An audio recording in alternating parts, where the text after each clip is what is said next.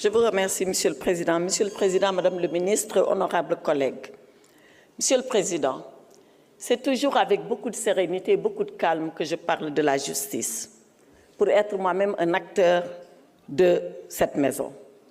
Et nous le savons, nous, les professionnels de la justice. Nous savons que le devoir des juges, c'est de rendre la justice. Et nous savons que leur métier, c'est de dire le droit. Je peux ici solennellement dire qu'au Sénégal, les juges s'acquittent de leurs devoirs et ils exercent correctement leur métier. Et que personne ne s'y trompe. Ici, au Sénégal, la magistrature est indépendante et les juges sont indépendants.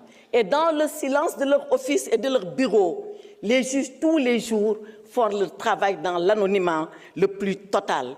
Et ils ne sont soumis qu'à l'autorité de la loi et à leur conscience. Ici, au Sénégal, je le dis et je le répète, aucune puissance, ni d'argent, ni d'intérêt, ni politique, ni administrative n'est une autorité sur le juge. Le juge est absolument souverain dans sa façon de décider, d'analyser le dossier et de rendre la justice. Alors, depuis ce matin, j'entends des collègues, pas tous, certains, qui, comme des procureurs, viennent ici faire notre procès. Je refuse ce procès en sorcellerie qu'on est en train de nous faire.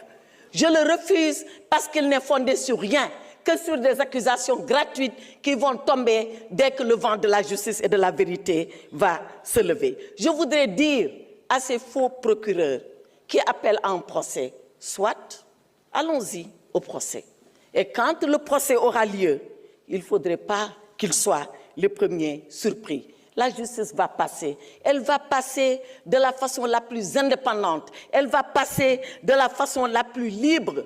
Et ainsi, quand le juge verra les dossiers, quand il les examinera, quand il saura distinguer le vrai du faux, qu'est-ce qui va se passer? Eh bien, le juge, il va décider de punir le coupable, à la condition que sa culpabilité soit prouvée. Parce que dans notre système, personne ne peut être puni sans que sa culpabilité ne soit démontrée au préalable. Et que va faire le juge après? Il va acquitter l'innocent.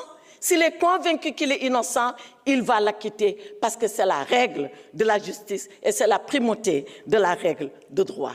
Que va faire le juge? Le juge va dédommager la victime. La victime,